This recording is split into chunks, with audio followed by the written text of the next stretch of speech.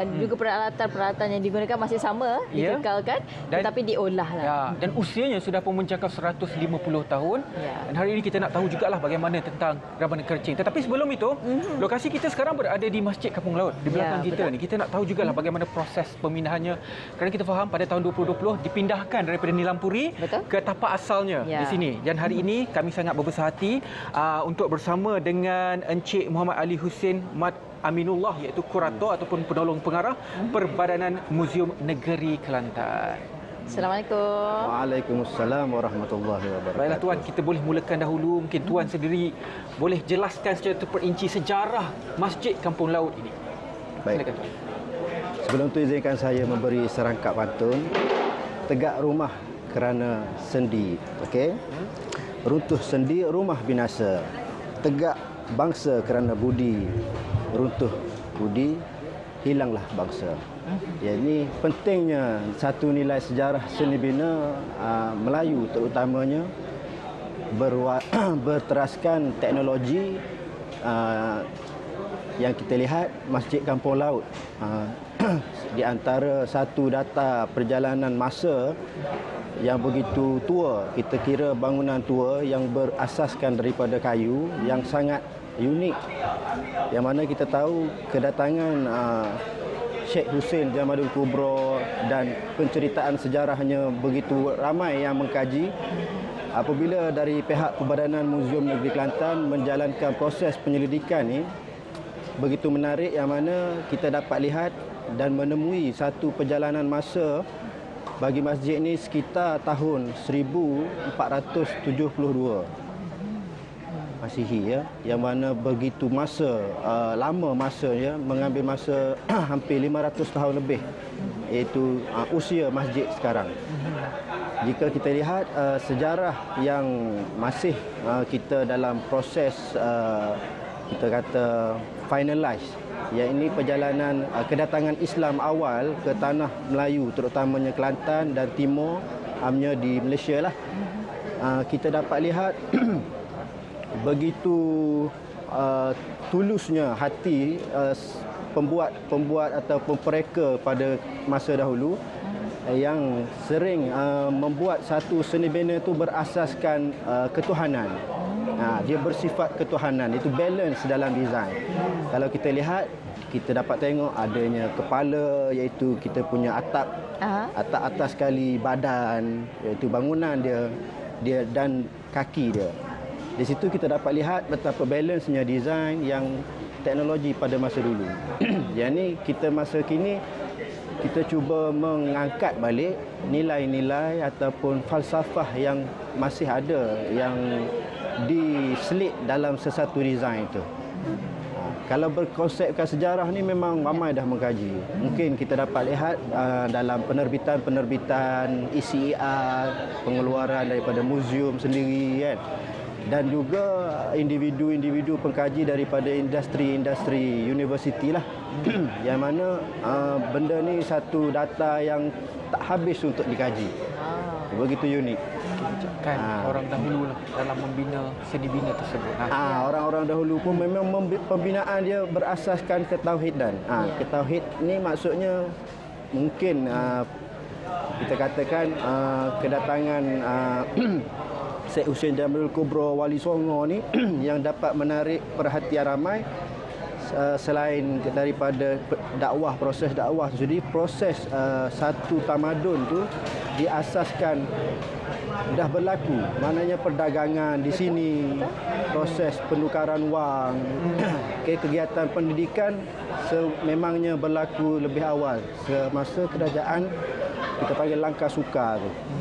Okey, dan itu sedikitlah berkenaan dengan reka bentuknya sebagainya. Kita nak tahu juga cerita sikit, mungkin Encik boleh cerita sikit berkenaan dengan sejarah Masjid Kampung Laut itu sendiri. Seperti mana kita faham, ia dibina pada tahun 1926, kemudian dipindahkan pada tahun 1966 dan dipindahkan di Nilampuri dan dipindahkan kembali pada tahun 2020 di sini, di tempat asal dia kembali. Mungkin boleh kongsikan dengan lebih lanjut lagi. Pada tahun 1966 tu banjir besar berlaku. Pihak kerajaan dan Persatuan Sejarah telah membuat keputusan untuk mengalihkan masjid ke Nilampuri, yang mana dibantu oleh JKR pada masa itu, dan maklumkan bahawa ketinggian masjid pada masa itu kita tidak mempunyai teknologis untuk mengangkat dan memotong kita punya tiang-tiang seri ini, dan membuat keputusan memotong dalam ketinggian 5 ke 3 kaki ini untuk dialihkan ke nilam puri, dan proses itu berjaya dilaksanakan pada tahun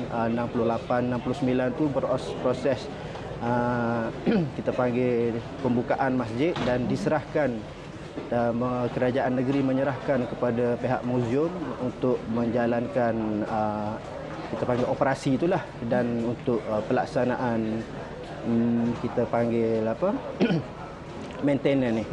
Dan pada tahun 2020 kerajaan mula membuat keputusan untuk memindahkan balik berasaskan kepada nilai warisan yang perlu diangkat daripada pihak Jabatan Warisan UNESCO, menasihatkan agar masjid ni dipulangkan semula ke kampung, ibarat sirih pulang ke Gangga.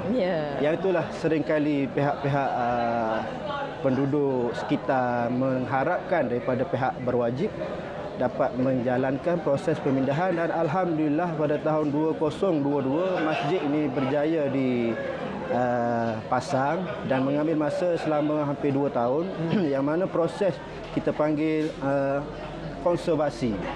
Konservasi ini satu proses yang melibatkan sesuatu artifak, iaitu masjid itu sendiri kita panggil salah satu artifak yang besar. Artifak skala besar ni memainkan peranan memang penting, yang mana banyak kita panggil industri besar melihat macam mana proses bangunan yang hampir lebih pada 500 tahun ni kita dapat menyelamatkan. Ibarat kalau kita orang tua sakit ni kan, nak bedah tu ambil masa. Betul. Tapi tak boleh potong sesuka hati. Betul. Maknanya kita kena potong asas dengan ada proses-proses dia lah yang tertentu dan persetujuan ramai. Selain dari segi reka bentuk yang masih lagi kekal, apa lagi perkara-perkara ketika proses pemindahan itu yang masih kekal lagi daripada dahulu sehingga sekarang?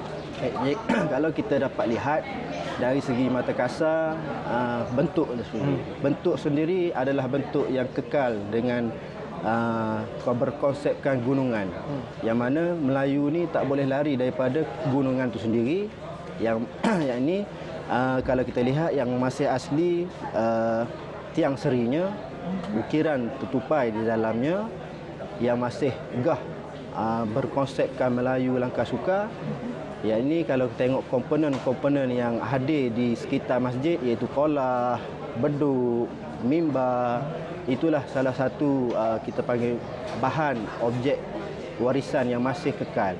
Dan masjid ni kita berasaskan keselamatan untuk pengunjung lah, kita panggil adanya struktur besi, kita tambah supaya bangunan tu sendiri dapat mengadaptasi dengan keadaan masa kini, yang mana angin agak laju, agak kuat ke sekitaran kita ada banjir. Iaitu yang itulah disebabkan proses ni kita perlukan safety lah dari segi kita panggil, selain daripada nak mengangkat nilai estetika tu, kita mengekalkan jugalah estetika dan nilai keselamatan itu sendiri supaya pengunjung yang hadir tidak ada kecelakaan lah. Itulah kita paling risau apabila melibatkan bangunan ataupun artifak lama ni. Dia memang akan hadir kerosakan tahunan. Yang itulah pentingnya proses konservasi dan nilai-nilai ilmu terhadap bangunan lama. Tak kisahlah warisan ni, pentingnya kasih sayang tu sendiri. Kasih sayang tu barulah seseorang tu dapat mengekalkan kita panggil estetika di setiap sudut yang kita lihat. Ya, baik. Dan apa lagi antara kemudahan yang ditambah baik untuk kemudahan pengunjung yang hadir ke sini kan, terutamanya pelancong-pelancong daripada luar? Ya. Kita dapat bangunan ni hampir 2 tahun proses kan. Maknanya apa yang penambahbaikan yang masih kita jalankan di antaranya dari segi pengunjung yang hadir yang daripada bangsa selain Islam, kita menyediakan kemudahan-kemudahan jubah, dan kita juga akan adakan setiap bulanan punya aktiviti di masjid sendirilah, yang mana kita akan menjalankan aktiviti lebih kepada kebudayaan masyarakat sekitar lah. Maksudnya bercakap nilai-nilai seni bina, nilai sejarah. Terutamanya kita melibatkan NGO dan pihak-pihak sekolah. Jika ada lawatan daripada kita panggil kedutaan, kita menyambutlah kedatangan semua pihak dan kita menerima teguran supaya kita dapat mengangkat lagi nilai kesenian warisan yang kita ada ni.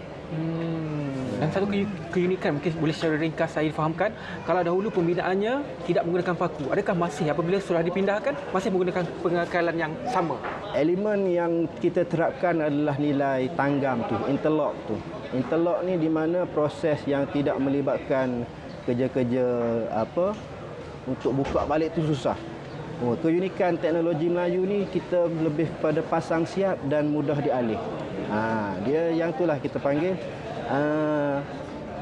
yang nilai kita cuba highlightkan balik, tetapi dari segi keselamatan tu kita perlunya adanya teknologi yang kita selitlah. Maksudnya elemen-elemen tersebut masih lagi ada, pengekalan keaslian itu masih lagi ada di Masjid Kampung Laut ini. Kita still kekalkan lagi dia punya. Terima kasih banyak-banyak kepada Encik Muhammad Ali Husin, kurator ataupun penolong pengarah Perbadanan Muzium Negeri Kelantan, memberi pencerahan kepada kita semua mengenai sejarah dan juga keunikan mercu tanda warisan di Kelantan ini, iaitu Masjid Kampung Laut. Dan sekarang kalau tadi masa awal